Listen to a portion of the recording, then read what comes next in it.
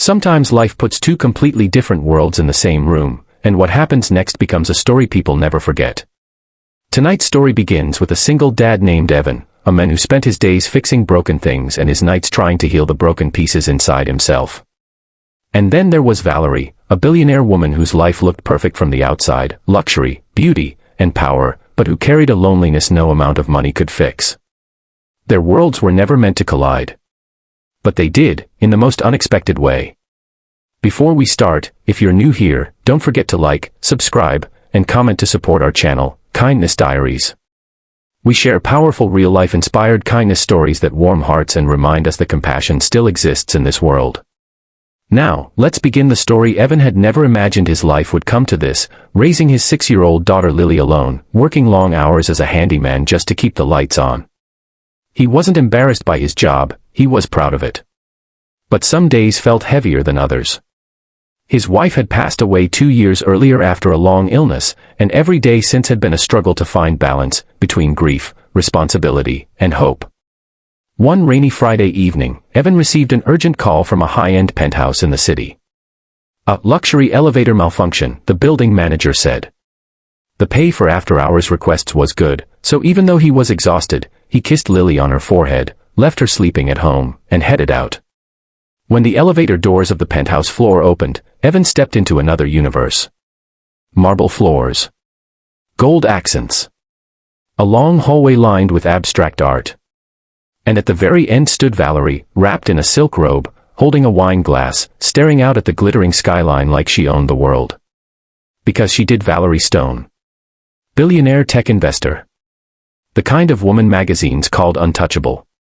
But tonight, she looked lost. You must be the repair guy, she said, her voice soft yet sharp. Evan, he corrected politely. I'm here to fix your elevator.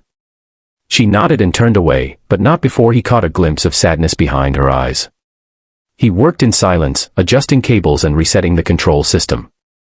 When he finished, she invited him into the dining room to sign some paperwork. The table was set for two, candles half melted, a plate untouched. It looked like she had been waiting for someone who never showed up. Rough night? Evan asked gentle. Valerie let out a broken laugh. You could say that. It's my birthday. My fiancé was supposed to be here. Instead, he sent a text ending things. Evan didn't know what to say, but his presence alone seemed to comfort her. They talked for a while, about work, life, Lily, and Valerie's childhood dreams of having a family she could never seem to build. And in that warm, surprising moment, they both felt a rare connection. Then it happened, the moment that would change everything. She looked at him, eyes glossy. Evan, stay with me tonight. Just one night. I'll pay you $1 million. He froze. The room went silent. Outside, the city lights shimmered, unaware of the storm inside the penthouse. Evan took a breath. Valerie, you don't need company you can buy. You need honesty. Respect. Someone who sees you as a person, not a billionaire. She blinked, stunned. He continued, I won't take your money. And I won't stay for a night you'll regret in the morning. But I will stay for 10 minutes if you just want someone to talk to. For free. Valerie felt something she hadn't felt in years, humility. Maybe even gratitude. No one had ever refused her. Money had always solved everything, or so she believed. So they talked. Not as billionaire and handyman. But as two lonely souls searching for something real. When Evan finally stood to leave, he said, You'll be okay. You're stronger than you think. She followed him to the door. Why did you turn down the money? He smiled faintly. Because my daughter is waiting at home. And I promised my wife before she passed that I'd always be the man she believed I was. Valerie watched him disappear down the hallway. She had never felt so humbled, or so inspired.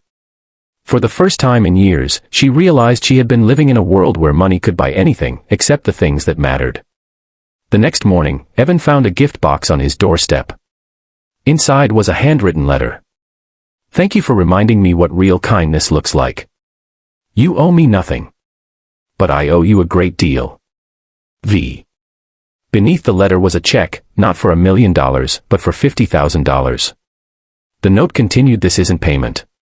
This is a thank you for the honesty no one else had the courage to give me. Evan felt tears gather in his eyes. With that money, he could finally pay his debts, fix his truck, and save for Lily's future. But more than the money, it was the message that moved him. He called Valerie. "I can't accept this," he said. "You already did," she replied. "Not the money, the kindness. Now let me return just a little of it."